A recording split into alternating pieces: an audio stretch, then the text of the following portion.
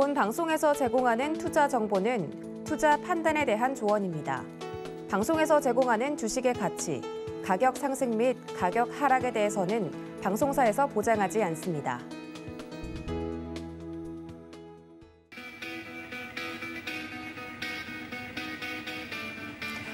안녕하십니까. 고수익 작전 타임 진행의 도지엔입니다. 간밤에 뉴욕 증시, 어제는 미국의 독립기념일로 휴장이었죠. 유럽 증시만 간단하게 짚고 넘어가자면 독일의 닥스 지수만 소폭 하락하는 등 혼조세로 마감이 됐습니다.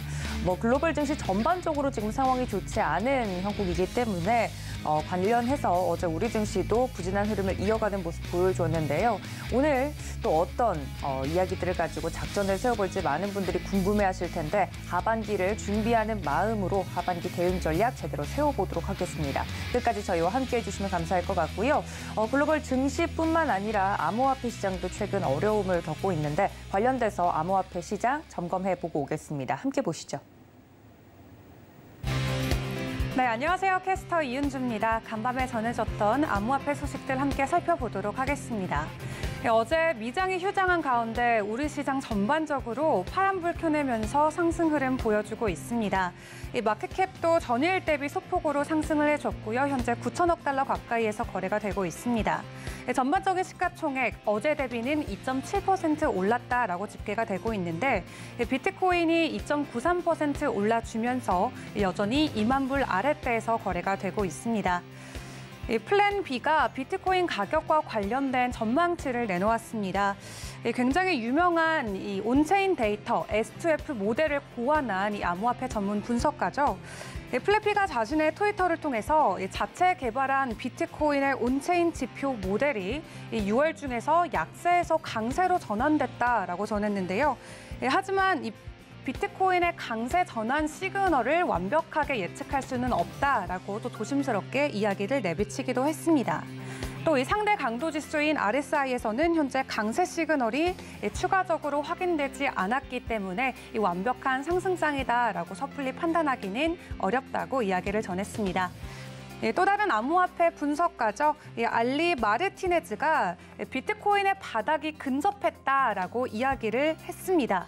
작년 이 하락장에서는 비트코인의 가격이 56.85%, 그리고 2015년 하락장에서도 50% 가까이 하락을 했는데 현재 기준으로 6월 중순에가 50.09%, 그리고 지금은 48.23%를 나타나고 있기 때문에 과거의 약세장들과 비슷한 수준을 보여주고 있다라고 이야기하면서 그렇기 때문에 지금 이 현 시점이 비트코인의 바닥가일 수도 있다라고 조심스럽게 예측을 내놓기도 했습니다.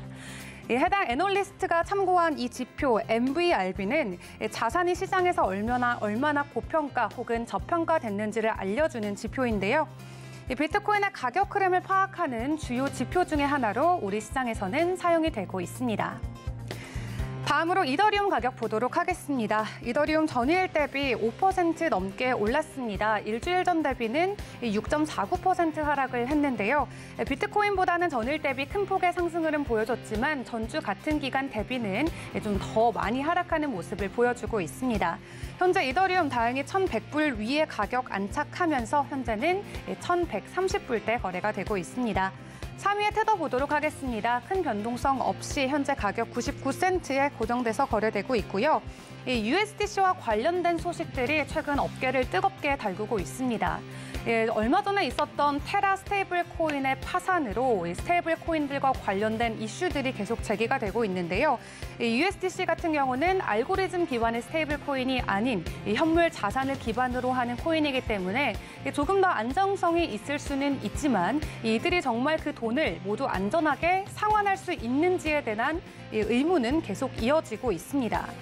이와 관련해서 스테이블 코인 USDC의 발행사 서클의 CEO인 제레미 알레어가 최근 자신의 트위터를 통해서 USDC의 발행을 뒷받침하는 서클의 재무 상태, 그 어느 때보다 강력한 포지션에 있다라고 자신감을 내비치기도 했습니다. 최근 트위터와 같은 커뮤니티를 통해서 확산되고 있는 USDC의 디폴트, 파산 가능성에 대해서 정면으로 반박을 한 건데요. 이와 관련해서 그가 USDC 달러 상환을 위한 준비금 그리고 서클 밖에서 일어나고 있는 디파이 시장에서 담보로 활용되는 USDC 사이에서는 분명한 차이점이 존재한다라고 설명을 하면서 서클은 언제나 USDC를 1대1 비율로 미국 달러로 고객들에게 상환할 준비가 되어 있다라고 이야기를 했습니다. 또 앞서 그는 자신의 트위터를 통해서 USDC의 투명성 보고서를 공개하기도 했는데요. 지급 준비금을 현재 미국의 국채로 80%를 가지고 있고 또 현금을 20% 가지고 있다면서 이 투자자들을 안심시키기도 했습니다. 5위의 바이낸스 코인 보도록 하겠습니다. BNB 전일 대비 4.95% 오르면서 현재 가격은 229달러에 거래되고 있고요. 바이낸스 USD 큰 변동성 없이 가격 99센트입니다. 7위 리플이 전일 대비 2.49% 오르면서 0.3달러에 거래되고 있고요. 카르다노 전일 대비 2.37% 올랐습니다. 방송을 통해서도 여러 차례 언급드렸던 이 카르다노의 바질 하드포크 네트워크 업그레이드가 드디어 어제 저녁에 성공적으로 마무리를 지었습니다. 카르다노 에이다의 바질 하드포크 어제 저녁 8시 20분에 진행이 됐고요. 여러 차례 일정이 딜레이된 이후에 진행됐던 만큼 많은 분들이 관심을 가져줬던 것 같은데요. 이번 바질 하드포크 업그레이드 이후에 이 카르다노 테스트넷은 이제 블록 생성 속도도 빨라지고 또 낮은 비용으로 스크립트 성능과 효율성을 높일 수 있게 됐다고 합니다. 또 카르다노 사이드 체인 간의 상호 운용성도 개선이 됐다고 하는데요. 기술적으로 큰 업데이트가 있었던 만큼 가격적으로도 좋은 영향 끼쳐진 모습 확인해 볼 수 있을 것 같습니다. 9위의 솔라나 보도록 하겠습니다. 전일 대비 10% 가까이 올라오면서 현재 가격 36달러에 거래되고 있지만 전주 대비 여전히 하락세는 유지되고 있습니다. 마지막으로 10위의 도지코인 전일 대비 2.11% 오르면서 가격 0.06달러에 거래되고 있고요. 오늘의 특징주로 또 새로운 코인을 가지고 왔습니다. 이 파이이누라는 코인인데요. 국내에서는 워낙 인기가 많은 프로젝트이기 때문에 이 투자자분들께서는 좀 익숙하실 수도 있을 것 같습니다. 또다시 강아지를 모티브로 한 밈코인의 등장인데요. 파이누는 채굴자로 지정된 지갑에 이 예치된 토큰을 채굴하는 이 게임과 같은 어플리케이션입니다. 2019년 3월에 베타 버전을 먼저 출시를 했고 작년 11월에 정식적으로 출시가 되면서 세계적으로 많은 관심을 받고 있는 프로젝트 중에 하나죠. 또 올해 4월에는 파이누 채굴 앱을 새로 개발을 했고요. 5월 23일에는 가상자산 거래소 디지파이넥스 익스체인지의 신규 상장을 진행하기도 했습니다. 파이누가 현재는 이 한국 공식 커뮤니티 카페를 운영할 정도로 국내 투자자들과 굉장히 긴밀한 소통을 하고 있는데요. 뿐만 아니라 한국 커뮤니티에서는 이 파이누 토큰으로 상품을 구매할 수 있는 행사도 직접적으로 주최하면서 이 암호화폐 투자자들 사이에서는 이전보다 더 큰 관심을 받고 있는 모습입니다. 좀 특징적으로 살펴볼 부분은 현재 150개국의 모바일 채굴 어플리케이션을 제공하고 있고요. 또 팬케이크 수합으로 거래하게 된다면 수수료가 발생하지 않는다는 점도 파이누의 강점으로 꼽힐 수 있겠습니다. 현재는 BSC, 바이낸스 스마트 체인을 기반으로 운영되고 있지만 조만간 파이 네트워크가 자신들의 이 오픈넷, 이 메인넷을 오픈해가지고 파이 기반으로 완벽하게 전환할 예정이라고 하는데요. 현재 파이누 전일 대비 10% 넘게 올라주면서 지속적인 상승 흐름도 이어가고 있습니다. 이렇게 전반적으로 암호화폐 코인 종목들 살펴봤고요. 이어서는 업계 전망도 살펴보도록 하겠습니다. 사실 최근 이 기관들의 많은 유입세가 빠져나가면서 전반적으로 암호화폐 시가총액도 흔들리는 모습들을 많이 보여주고 있었습니다. 런던에 소재하고 있는 암호화폐 투자 펀드 코인쉐어스의 주간 자금 흐름 보고서에 따르면요. 지난주 암호화폐 투자 펀드에 순유입된 돈이 6,400만 달러로 집계가 됐는데 자금 중에 약 80%가 넘는 5,100만 달러가 숏 비트코인 ETF 상품, 즉 비트코인의 가격 하락에 베팅하는 ETF 상품으로 모두 몰렸다고 합니다. 그만큼 많은 분들이 현재 비트코인의 가격 하락을 추가적으로 예상하고 있다는 분위기가 좀 간접적으로 느낄 수 있는 부분인데요. 뿐만 아니라 브라질, 캐나다, 독일, 스위스, 미국 등 이 여러 국가에서 자금이 유입된 것으로 밝혀지면서 아직까지는 비트코인의 약세 흐름에 강한 베팅이 걸리는 모습도 확인해 볼 수 있습니다. 또 비트코인 투자 상품에 유입된 자금이 이 순유입, 순유출 금액이 거의 비슷하기 때문에 이번 주는 60만 달러의 순유입을 기록하는 데 그쳤다고 하는데요. 비트코인뿐만 아니라 솔라나, 폴카닷, 그리고 이더리움과 같은 자금에도 지속적으로 자금들이 밀려 들어오면서 비트코인뿐만 아니라 다른 알트코인들에 대한 관심도도 살펴볼 수 있는 대목입니다. 그런 한편 스카이브리지 캐피탈의 CEO가 이번 FTX 인수와 관련된 사건을 놓고 또 개인 의견을 보여줬습니다. 암호화폐 전문 미디어 데일리 호들에 따르면요, 백악관 통신국장이자 또 미국 헤지펀드 스카이브리지 캐피탈의 최고 경영자인 앤서니 스카무라치가 최근 진행됐던 인터뷰를 통해서 이 FTX의 블록파이 인수 결정은 암호화폐 약세장이 임박했다는 것을 우리가 느낄 수 있다라고 전했습니다. 이와 관련해서 그는 암호화폐 사용 사례는 꾸준히 늘어나고 있고 수십억 달러에 달하는 자본이 지속적으로 암호화폐 시장에 유입되고 있다면서 이번 FTX가 이 블록파이를 인수하는 것과 관련해서 이런 사건들이 마무리되고 나면은 아무래도 강세로 돌아설 가능성이 크다라고 예측을 하고 있는 건데요. 또 전반적인 암호화폐 미래와 관련해서는 현재 우리가 지나고 있는 이 약세장은 수많은 사이클 주기 중 하나일 뿐이며 장기적으로 본다면 결국 우리 시장은 승리할 것이다라고 굉장히 긍정적인 이야기를 내비치기도 했습니다.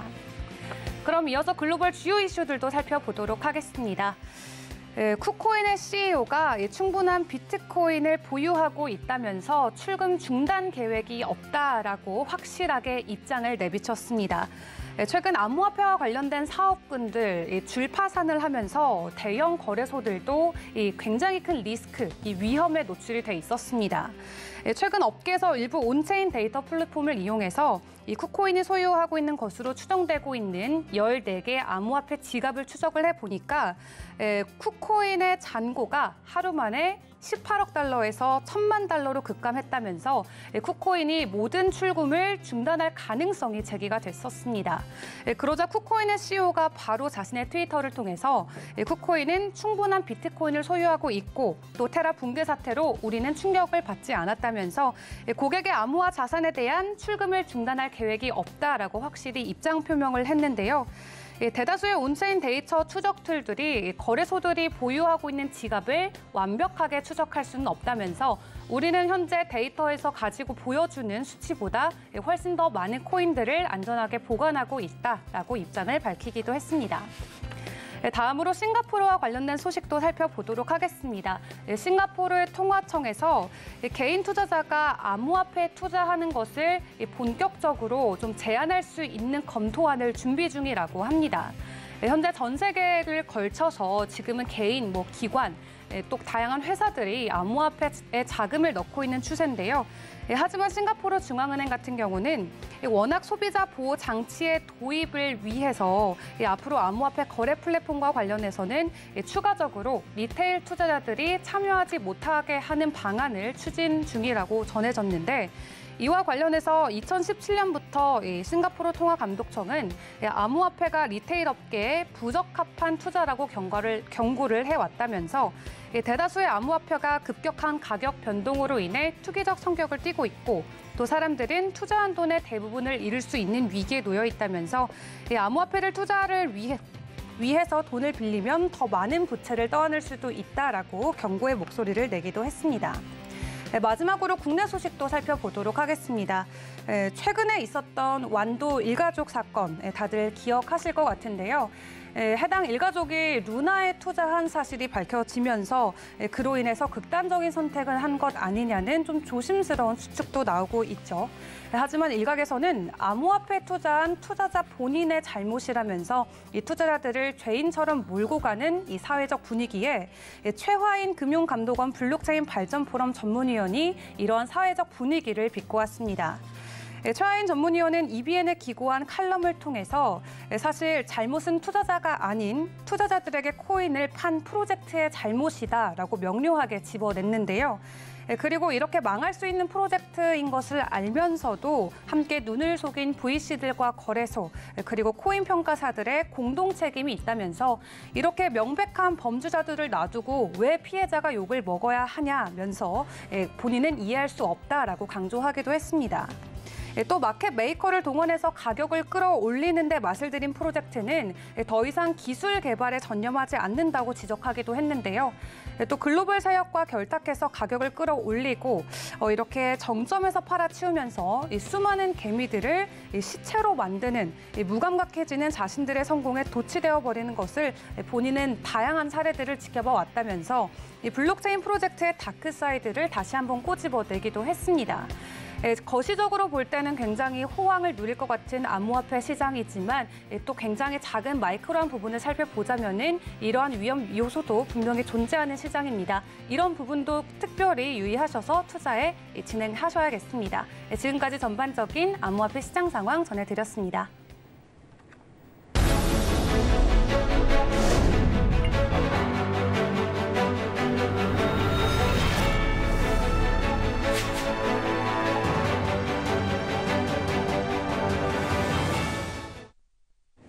네, 속보부터 전달해드리겠습니다. 지난달 소비자 물가가 전년 동월 대비 6% 상승한 것으로 나타났습니다. 소비자 물가 상승률이 6%대를 기록한 건 1998년 11월 이후 23년 7개월 만인데요.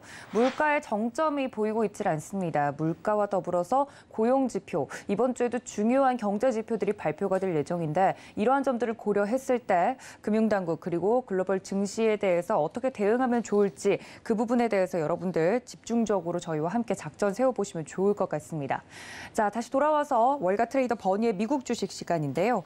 이 성공적인 투자를 위해서는 매수와 매도 타이밍을 잡는 것이 굉장히 중요합니다만 개인 투자자분들이 기가 막힌 타이밍을 찾기라는 건 쉬운 일이 아니죠. 여기에 대해서 오늘도 팁을 좀 나누어 주신다고 하니까요. 버니 씨의 투자 꿀팁 지금 바로 만나보시죠.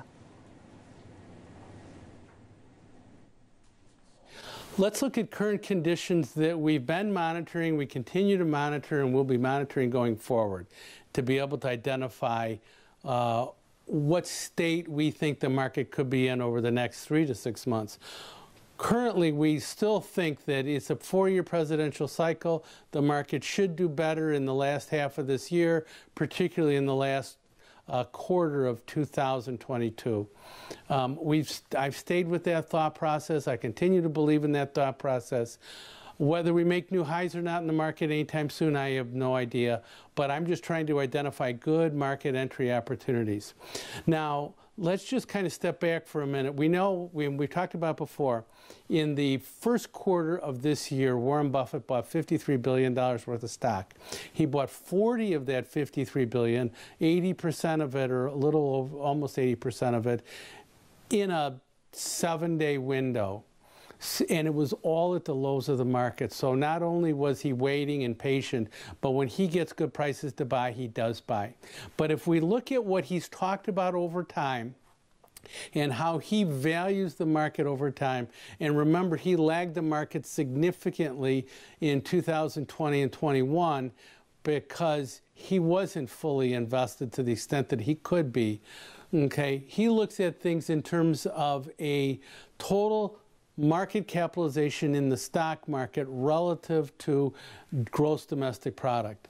And what he has said is that when we get way up here, returns are very difficult to maintain over a 10-year window. When we get really cheap stock valuation relative to the GDP, those are great returns. And yes, at the bottom of the market, we were at 65% of GDP. We had a 366% 10-year return.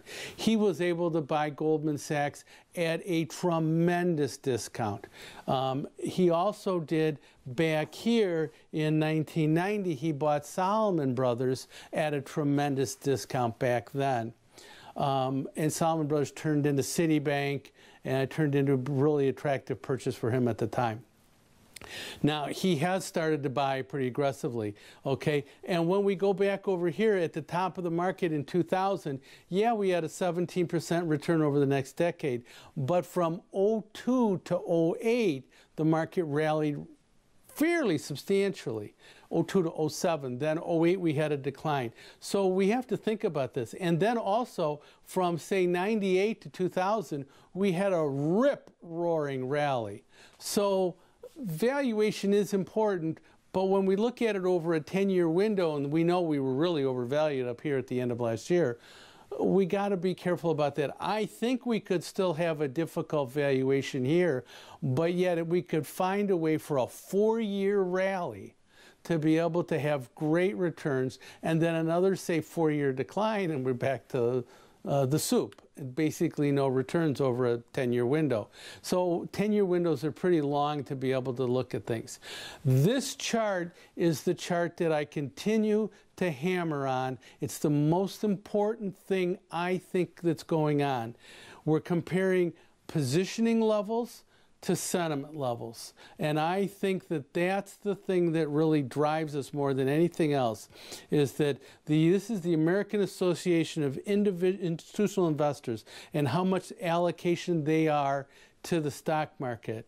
We have really low levels of sentiment in blue, okay? We didn't have really low levels of positioning down here, but we also had a Fed that was pretty favorable. We don't have a Fed that's favorable now. I wanted to see this much lower down here. What I don't like is people trying to hang on to the market and be able to hang on through the rally and say, I never had to sell anything, and over time my stocks did great. That's not how bottoms are made. Bottoms are made because people really kind of throw up their positions. They get sick of them. They don't want to look at them anymore. And then down the road, they realize they made distressed sales. I would like to see this level much lower down here so that we could say the investor is sold out on terrible further or future sentiment readings. In other words, this is looking at the next 12 months and what we think of the consumer sentiment, you know, what they think of the economy and that sort of thing. We would like to see positions down there. We still haven't seen it. And I just don't want to say sentiment's so bad, the number of stocks below their 50-day moving average, below their 200-day moving average is so bad that it's great to buy. In 2008, we got to 0 for the number of stocks that went down below their 50-day moving average. We're at about 12% now. We could go to 0. And when we went to 0 in 2008, we stayed at 0 for 6 months. So if you bought at 0 and said, hey, that's a great deal, there are no stocks above their 50-day moving average, you still didn't get a positive return. You still suffered for a period of 5 to 6 months during that window. So I would really like to see that much lower. I think this is our most important thing we think about over time. We need to see people sold out. One other thing we looked at here is that the VIX, are we high enough at the VIX to be able to identify a market bottom? Again, they say we're not really concerned about it because we see the individual stocks. We see this rotation where technology stocks were getting smashed, consumer discretionary stocks were getting smashed, communication stocks were getting smashed. Those are the growth drivers of the market, and the staples, the consumer staple stocks were doing much better. The value stocks were doing much better. And they're saying, well, we didn't get high enough in the VIX, but we're seeing these stocks turn. Yeah, maybe that's true. I get it. I'd like to see a little higher VIX, you know, and maybe we'll see that now. Here's what I was talking about in terms of the number of stocks below their, say, 50-day moving average and stuff like that. If you look at a capitulation index, okay, and you take the percentage of stocks, okay, that are down more than 20% from their 52-week highs, down 40% and that sort of stuff, and try and create some kind of a overall measure, a capitulation index. We typically have great bottoms at 3. We haven't gotten there yet, okay? So now don't forget that 2008 was a difficult period, right, where we got down there, came back up, and went down again. This is October of 08, and the market went lower into March of 09. So, but we kind of want to see capitulation if we can see it with a sold-out investor base. Now, this shows credit contraction, okay? So this is in blue, okay? This is our G5 credit growth index, or whatever we want to call it, okay? Clearly we're seeing credit contraction right now. We have a Fed that's tightening. We are getting off of any kind of monetary stimulus measures that we've had, okay? And then this is the earnings, year-over-year earnings, okay, that we've had. And we knew we had a great growth in earnings post-pandemic lows. And that's looking like it should be down here. Here's where our target is for our analyst earnings right now, okay? And the model implies negative year-over-year earnings growth. Earnings growth does not necessarily equal stock market returns, okay? We had difficult periods of time in here, but yet you were able to buy the stock market great. The market bottomed in December of 18. This basically year-over-year earnings didn't bottom. It kept working their way a little bit lower over the course of time. We still had positive earnings growth until we had right down in this little window here. And this is like right into the pandemic lows. But we want to think about year-over-year earnings because year-over-year earnings long-term drives the market. Now, this is what I talked about before, which was late June. So we put together, Ned Davis put together a cycle composite where it looks like a one-year seasonal cycle. It also looks at a 4-year presidential cycle, which we're in, and it also looks at a 10-year cycle.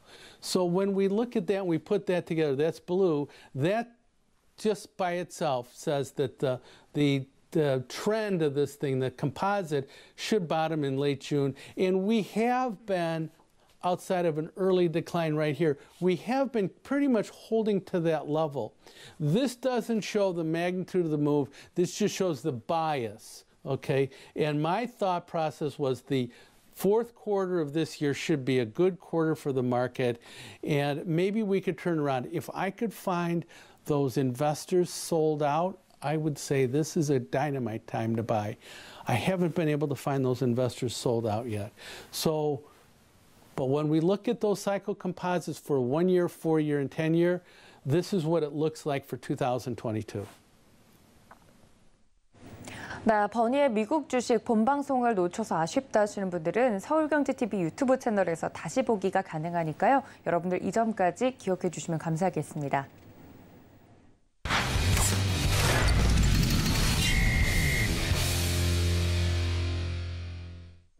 네, 이번에는 본격적으로 국내 증시 작전 세워보도록 하겠습니다. 첫 번째 도움 말씀 주실 전문가님 연결해 볼 텐데요. 에이블레셋의 유광희 대표님과 함께합니다. 대표님 안녕하십니까? 네, 안녕하세요. 네, 반갑습니다. 본격적인 하반기가 좀 시작이 됐는데요. 첫 번째 이슈부터 바로 들어가 보도록 하겠습니다.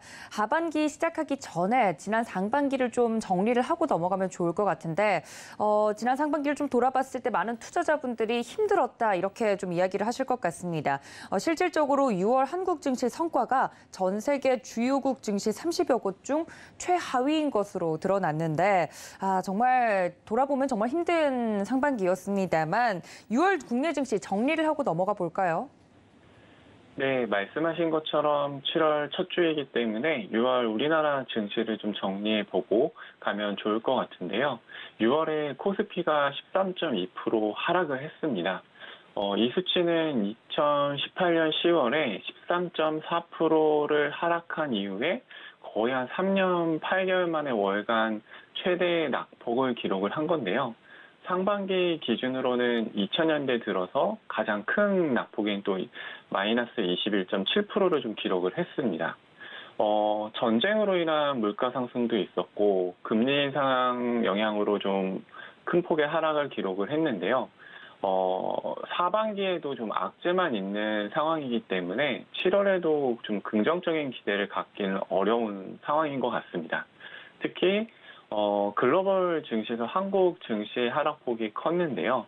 글로벌 증시 대비 국내 증시 약세를 유발을 했었던 내부적 수급 요인인 유급 요인은 일단 정부의 신용융자 담보비율 유지 면제로 어느 정도 좀 완화될 것으로 기대를 하고 있습니다. 그리고 7월이기 때문에 실적 발표를 좀 관심 있게 봐야 할 것 같습니다. 이렇게 증시가 안 좋을 때는 실적이 좋아야 어느 정도 반등을 할 수가 있는데 안타깝게도 좀 실적 추정치도 하향되고 있기 때문에 좋지는 않은 상황입니다. 여러 악재로 좀 증시가 하락하는 상황에서 실적도 좋지 않게 나온다라고 하면은 과거 2002년이나 2008년과 같은 사례가 나올 수 있어서 좀 걱정이 크지만 만약에 실적이 예상과 달리 좋게 나온다라고 하면은 반등이 나올 수 있는 부분들도 있기 때문에 하반기 그러니까 7월부터는 좀 실적 발표를 꾸준히 체크하면서 대응을 하시는 게 필요할 것 같습니다. 네, 6월 국내 증시 좀 돌아보면서 하반기 준비 자세를 다시 한번 말씀을 해주셨는데 두 번째 이슈로 좀 넘어가 보겠습니다. 말씀해 주셨던 것처럼 이렇게 국내 증시가 좋지 않다 보니까 금융당국이 말씀을 해주신 것처럼 이야기를 좀 해주고 있습니다만 주가 하락을 좀 방어하기 위해서 여러 가지 조치를 좀 취한다고 하는데 그중에서도 공매도에 대한 특별 점검을 하겠다 이야기가 나오고 있습니다. 자세한 내용 짚어주시죠. 네, 최근에 이제 주식시장이 많이 하락을 하면서 금융위원회를 비롯한 금융당국이 합동 점검 회의를 개최한 이후에 증시 변동성 완화 조치를 좀 발표를 했습니다. 지난주에 설명드렸던 반대매매 관련된 내용이 있었는데요. 자세히 살펴보면은 3개월간 증권사의 신용융자 담보 비율 140% 유지 의무가 면제되는 부분이 좀 있습니다. 이렇게 되면서 증권사는 차주와 시장 상황을 좀 고려를 해서 탄력적으로 담보 유지 비율을 결정할 수 있게 되었다고 생각을 하시면 될 것 같은데요. 참고로 증시 급락에 따른 반대 매매가 좀 급등을 하면서 6월 반대 매매 금액은 약 4,100억 정도로 1월 달에 4,100억 이후 다시 4,000억대를 기록을 했는데요. 하지만 좀 아쉽게도 개인 투자자분들이 기대를 했던 공매도 금지 관련한 내용은 없었습니다. 공매도를 좀 먼저 금지한 사례를 살펴보게 되면은 글로벌 금융 위기 때가 있었고요. 그리고 유럽 재정 위기도 있었고 마지막으로 코로나 사태 최근이었죠. 2020년 3월부터 2021년 5월까지 전면적으로 공매도를 금지한 적이 있었습니다. 현재는 코스피 200 그리고 코스닥 150에 편입된 종목에 한해서만 공매도가 허용되고 있는데요. 최근에 공매도로 인한 특이한 현상도 좀 발생을 하고 있습니다. 보통 저희가 코스피 200에 편입이 되면 호재로 인식하는 경우가 좀 많은데요. 이유는 글로벌 패시브 자금이 좀 유입이 되면서 수급이 개선되는 효과를 누릴 수도 있고 이런 부분들 때문에 보통 지수에 편입되기 전부터 정기 변경일까지 상승하는 경우들이 좀 많습니다. 그리고 정기 변경일 이후에도 공매도로부터 영향을 받지 않은 경우가 좀 많았었는데요. 그런데 일진 하이솔루스의 경우를 좀 살펴보게 되면은 지난달 10일에 코스피 200 지수 편입과 동시에 공매도 비중이 무려 54.93%를 차지를 하면서 코스피 상장사 중 가장 높은 공매도 비율을 좀 보였었습니다. 그러면서 지금까지도 좀 부진한 모습을 보이고 있는데요. 물론 전반적인 시장 흐름이 좀 안 좋았기 때문에 하락한 영향도 있겠지만 공매도로 인한 영향도 좀 무시할 수는 없을 것 같습니다. 그리고 코스닥에서는 카카오 게임즈가 우마 무스베라는 게임이 지금 좋은 기록을 내고 있는데도 불구하고 공매도의 영향으로 하락폭이 컸다는 보고서가 나온 적이 있었습니다.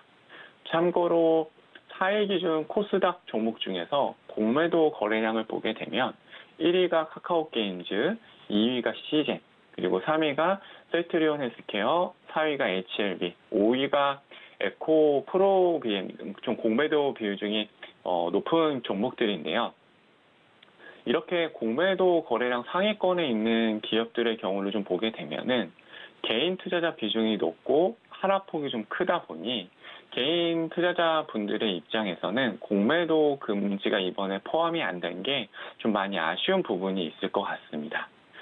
참고로 한국증권거래소의 경우에는 공매도 관련된 부서 인원을 충원을 하거나 특별 점검을 실시하는 등의 방법으로 시정 교란을 좀 살펴본다고 했기 때문에 관련해서 좀 당국의 대응을 좀 지켜보면 좋을 것 같습니다.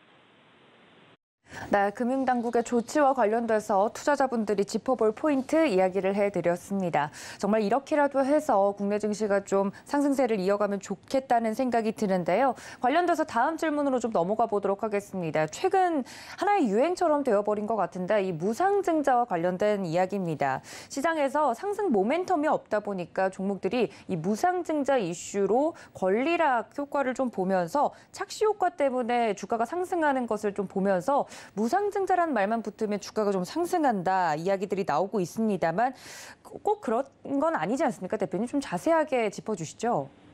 네, 맞습니다.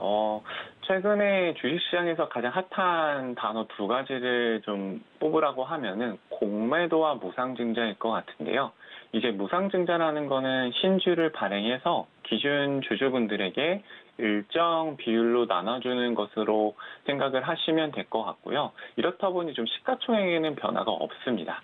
하지만 무상증자가 결정이 되면 권리락이 발생을 하게 되고 주식수가 늘어난 만큼 같은 비율로 주가가 떨어지면서 주가가 좀 저렴해 보이는 효과가 발생을 합니다. 이렇게 되면은 기존에 비싸서 못 샀던 분들도 거래에 참여를 하게 되고 주가가 저렴하다 보니 거래량이 늘어나는 효과가 있는데요. 그러다 결국 주식 발행량이 늘어나면서 주식의 가치가 희석되는 부분들이 있기 때문에 개인적으로는 단기적으로는 호재인 경우가 많고 장기적으로는 악재로 해석되는 경우가 좀 많다라고 생각을 하고 있습니다. 최근에 이런 무상증자를 했던 기업들이 좀 급등하는 사례가 많이 나오고 있는데요. 가장 대표적인 기업들이 노터스와 공구음원일 것 같습니다. 노터스는 권리락 발생일이었던 5월 31일부터 지난달 9일까지 6거래일 연속 상한가를 기록을 이어가면서 37,000원대까지 갔었습니다. 그러나 결국 큰 폭의 하락을 좀 기록을 하면서 현재는 7,000원 초반의 거래가 되고 있는데요. 공구음원 역시 무상증자 발표를 하면서 큰 폭의 상승을 기록을 하고 있고 어제도 상한가를 기록을 했는데요.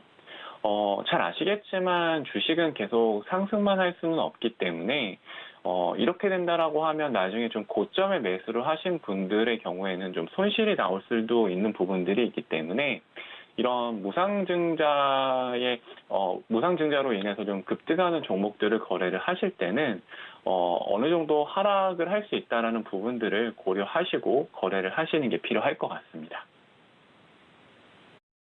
네, 최근 우리 주식시장에서 핫한 키워드 공매도와 무상증자, 그중에서 무상증자 효과로 인해서 지금 현재 주가가 상승이 일어나고 있는 종목들이 많기 때문에 이 점에 대해서 다시 한번 짚어드렸습니다. 마지막은 글로벌 이슈를 하나 좀 짚어볼 텐데요. 현재 시간으로 4일 스위스에서 개막한 우크라이나 재건과 복귀를 논의하는 우크라이나 재건 회의와 관련된 내용입니다. 우크라이나가 전쟁으로 좀 초토화가 됐기 때문에 이걸 다시 재건하려면 어느 정도 비용이 들겠다, 구체적인 숫자가 나온 것으로 이야기가 나오고 있는데 그 안에서 우리나라 건설사들이 만약에 들어간다면 좀 수혜를 볼 수 있겠다 이런 이야기들도 나오고 있습니다. 자세한 내용 짚어주시죠. 네, 7월 4일부터 오늘까지 이틀간 스위스 루가노에서 우크라이나 재건 회의가 열리는데요.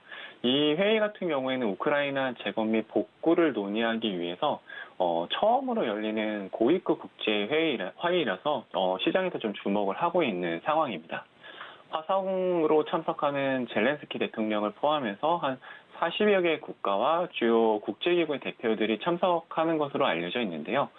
우크라이나는 지난 5월에 낸 보고서에서 러시아가 2월 24일 자국을 침공한 이후에 2달간 입은 직간접적인 피해액만 6천억 달러, 하나로 환산하게 되면 한 700조 이상이라고 밝혔는데요. 2020년 우크라이나의 GDP가 1,500억 달러였다는 것들을 좀 감안을 하면은 4배 수준의 피해가 발생을 했으니 피해가 정말 큰 상황인 것으로 짐작을 할 수 있을 것 같습니다. 특히 이제 전쟁 초기 2달간 러시아군의 포격이 좀 집중이 되면서 훼손된 도로의 길이가 이제 23,000km 정도 되고 특히 도로, 주택, 공장, 공항, 철도 등 인프라 파괴 수준이 심각한 상황인 것으로 알려져 있습니다. 또 최근에는 러시아가 우크라이나를 침공한 이후에 도시와 마을이 3,600개 이상이 점령이 됐었는데요. 이 가운데 2,600개 이상은 지금도 러시아 통제를 받는 것으로 나타났습니다. 그리고 러시아 통제를 받았던 대부분의 도시가 파괴됐기 때문에 특히 이 부분에 있어서 재건이 많이 좀 필요한 것으로 알려져 있습니다. 이런 부분들을 고려를 했을 때 재건 사업이 진행이 되면 상당히 큰 규모의 재건 사업이 시작될 것 같은데요. 우리나라도 이 재건 사업에 참여를 희망을 하고 있고 최근에 우크라이나 부통령이 전후 재건과 관련해서 모듈러 주택, 그러니까 조립주택이죠. 모듈러 주택 건설에 대한 직접적인 도움을 요청했다는 뉴스들도 나왔기 때문에 복구 작업이 시작이 된다라고 하면은 국내 관련주들이 한 번 더 변동성이 커질 수도 있을 것 같습니다. 관련주들도 5월 전후로 계속 움직이는 모습을 보이고 있는데요. 참고로 동일 고무 벨트 같은 경우에는 미국 1위 중장비 업체인 캐터필러사의 1,500억 규모의 공급 계약을 체결해 내년 10월까지 납품할 예정이라는 소식이 좀 전해졌고 미국 기업들이 우크라이나 재건을 위해서 움직이겠다는 뉴스가 전해지면서 7월 1일 상한가를 기록을 하기도 했습니다. 그런데 이런 복구를 좀 진행을 하려면은 지뢰 제거 등 안전 확보 작업이 먼저 진행돼야 하는 부분들이 있기 때문에 전쟁이 끝나도 바로 진행하기는 좀 어려운 부분들이 있을 것 같습니다. 무엇보다도 관련주들이 이미 5월 전후로 큰 폭의 상승을 기록을 했고 몇몇 기업을 제외하고는 가시적인 성과들이 아직 나온 게 아니기 때문에 재건주 거래를 하실 때는 이런 부분들을 좀 고려를 해서 참가를 하시는 게 필요할 것 같습니다. 네, 이렇게 국내외 이슈들 짚어봤습니다. 지금까지 에이블에셋의 유광희 대표님과 함께했습니다. 대표님 고맙습니다. 네, 감사합니다. 네, 다음으로는 종목에 대한 작전 세워보도록 하겠습니다. 글로원 파트너스 이성웅 이사님 연결합니다. 이사님 안녕하십니까? 네, 안녕하세요. 네, 반갑습니다. 본격적인 2분기 실적 시즌을 좀 앞두고 있지 않습니까? 짚어봐야 할 포인트 말씀해 주시죠. 네, 이번 주 목요일에 삼성전자 실적 발표가 장 전에 있고 LG전자의 실적 발표가 장 마감 후에 있습니다. 이 실적 발표를 하면서 이제 본격적으로 2분기 실적이 발표되게 되고요. 저희가 1분기 실적을 앞두고에는 언급 드린 게 1분기 실적이 예상치 대비 잘 나오는 업종 종목을 보자 이 언급을 드렸고요. 특히 업종보다는 종목을 보자고 말씀을 드렸고 1분기 실적이 잘 나온 종목이 2분기까지 실적이 이어질 수 있는 종목을 줄여서 보자고 말씀을 드렸었습니다. 이 실적을 바라보는 시각을 2분기로 돌려와서 살펴본다고 하면은 지금은 이 실적 예상치 대비해서 잘 나오고 안 나오고가 중요한 건 아닙니다. 주가의 반응 자체는 달라질 수 있는 요인이 있겠고요. 이게 2분기 실적이 잘 나온다고 해서 종목이 상승하는 게 아니라 되려 하락을 할 가능성도 있습니다. 왜냐하면 지금 하반기 실적에 대한 물음표가 있다 보니까 이 부분을 하반기 실적의 조정이 어떻게 이루어지냐 그 여부에 더욱 주목을 할 거기 때문에 저희가 단순히 종목별로 이 실적을 바라보는 점을 좀 배제를 할 필요가 있다고 말씀을 드리겠고요. 하반기의 이익 추정치의 조정에 대해서 기업별로 어떻게 이루어지는지에 주목이 필요하겠고 종목보다는 업종별로 전체적인 이익의 조정치를 살펴볼 필요가 있겠습니다. 업종별로 조정치가 이루어지고 나서 지금 소위 말해서 조정이 이루어진 거래소 기준, 코스닥 기준, 특히 거래소 기준 같은 경우에 순이익 예상치를 대입을 해보면 저희가 접근할 수 있는 지수 수준 같은 경우가 또 한 번 나올 수 있기 때문에 그 부분에 대해서 주목이 필요하겠고 지금 구간에서 종목 같은 경우는 시장의 조정 이후에 반등 그 구간에서 매수할 만한 종목에 대해서 말씀드리는 점을 강조드리고 종목에 대해서도 지금 손을 놓을 게 아니라 추리고 갈 필요가 있다는 점을 말씀드리겠습니다. 네, 관련돼서 그렇다면 특징적으로 어떤 종목을 분석해 볼까요? 네, 종목 같은 경우는 SK 하이닉스를 말씀드리겠습니다. IT 같은 경우는 산업의 사이클이 짧습니다. 부정적인 요소가 있으면 주가의 반영이 빠르고요. 이 주가의 반영 단계 같은 경우는 현재 이루어지고 있는 상황입니다. 지수단에서 저희가 그 장부 가치 대비 시장 가치를 뚜렷하게 바라볼 필요가 지금은 큰 의미가 없겠지만은 종목단에서는 이 부분을 살펴볼 필요가 있습니다. 역사적인 장부 가치의 하단에서는 주가가 탄력적인 반등, 기술적인 반등 이러한 요인이 있다 보니 종목별로는 살펴볼 필요가 있겠고요. 그 장부 가치 대비해서 시총은 0.9배 수준입니다. 그 모두 청산을 하더라도 지금 남는 게 있다는 그 의미겠는데요. 이러한 기업들 같은 경우는 시장이 반등이 나올 때 강한 반등, 시장 대비해서 강한 반등이 나타날 가능성이 높습니다. 그렇다 보니 저희가 추려갈 필요가 있겠고요. 가격 같은 경우는 좀 보수적인 가격을 제시를 해놨습니다. 그렇다 보니 이 가격대는 시장에 조정 나왔을 때 필히 접근을 해야 되는 가격이라는 점 한 번 더 말씀드리면서 85,000원대라는 가격을 체크할 필요가 있겠습니다. 네, SK 하이닉스를 집중적으로 분석을 해주셨습니다. 그렇다면 다음 이슈로 좀 바로 넘어가 보도록 하죠. 실적 시즌을 기다리고 있는 이 시점에서 주도주가 없지 않습니까? 어떠한 주도주가 또 새롭게 부상을 할지 많은 분들이 궁금해하실 것 같은데 이런 시장 체크포인트 짚어주시죠. 네, 지금 시장은 매수가 부재한 시장입니다. 즉 시장이 하락을 하는 국면에서 좀 변동성 같은 경우 요인이 존재를 합니다.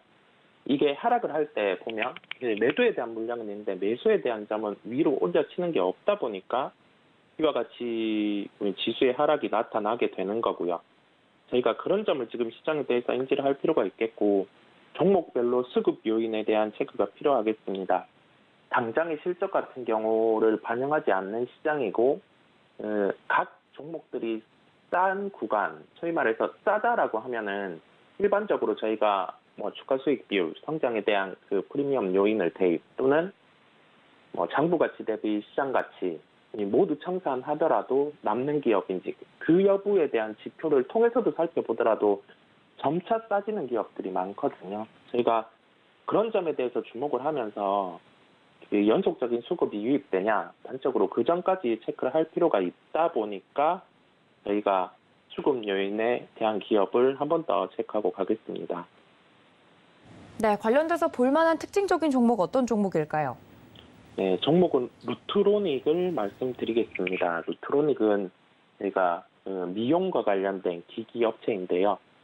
지금 산업 업종 종목에 대한 뚜렷한 설명을 드리기보단 종목을 바라볼 때 지금의 포인트는 1분기 실적은 예상치 대비 상회를 했고 미용과 관련된 기기업체 같은 경우는 이 월별로 수출 데이터가 나옵니다. 보름에 그다음에 그 보름 말에 한 번 이렇게 나오는데 그 데이터에 따라서 주가의 변동성이 큽니다. 근데 최근에는 이 부분을 반영을 하고 있지 않은 단계고 시장이 하락을 하다 보니까 주가는 같이 빠져 있는 상황입니다. 지금 구간에서는 2분기 실적만 놓고 보더라도 나쁘지는 않다. 왜냐하면 이 수출 데이터를 대입을 해봤을 때 그런 상황이고요. 전거래일에 외국인 기관의 동시 매수가 유입되는 수급까지 확인을 할 수 있었습니다. 가격 접근 같은 경우는 16,000원 초반에 접근 가능하겠습니다. SK 하이닉스도 그렇고 루트로닉도 그렇고 단가를 좀 보수적으로 말씀드리는 이유가 장중에 시장의 변동성 안에서 이러한 매수 구간까지 도달하는 종목들도 많기 때문에 저희가 위로 좀 추격을 해서 진입을 하기보다는 종목을 조금 보수적인 가격, 전거래일의 저점이라든지 최근 시장에서 실적을 대입해 봤을 때 저희가 안 좋은 케이스를 반영한 그 시가총액의 하단 이런 구간에서 접근 가능하다는 점을 한 번 더 강조드리겠습니다. 그리고 시장 환경이 변하면은 저도 또한 종목별로 그다음에 목표가 같은 경우는 좀 공격적으로 제시를 하는 스타일이다 보니까 그 점도 함께 기억을 하시고 지금 시장의 성격과 함께 종목 그다음에 가격 같은 경우 접근도 보수적인 시각을 유지하고 있다는 점을 말씀드리겠습니다. 네, 주도주가 부재한 시장에서 특징적인 종목 루트로닉으로 자세하게 시장 환경까지 설명을 좀 해드렸습니다. 여러분들 이 점까지 기억해 주시면 좋을 것 같아요. 지금까지 글로원 파트너스 이성우 이사님과 함께했습니다. 이사님 고맙습니다. 네, 감사합니다. 네, 이렇게 장전 전략 저희가 또 세워드렸는데요. 장중에는 매매 시그널 통해서 대응 전략 알려드리도록 할 테니까 끝까지 함께해 주시기를 바랍니다. 본 방송에서 제공해드린 정보는 투자 판단에 대한 조언일 뿐 해당 주식의 가치나 수익률을 보장하고 있지 않다는 점까지 알려드리면서 저는 잠시 뒤에 다시 인사드리겠습니다. 시청해주신 여러분 고맙습니다.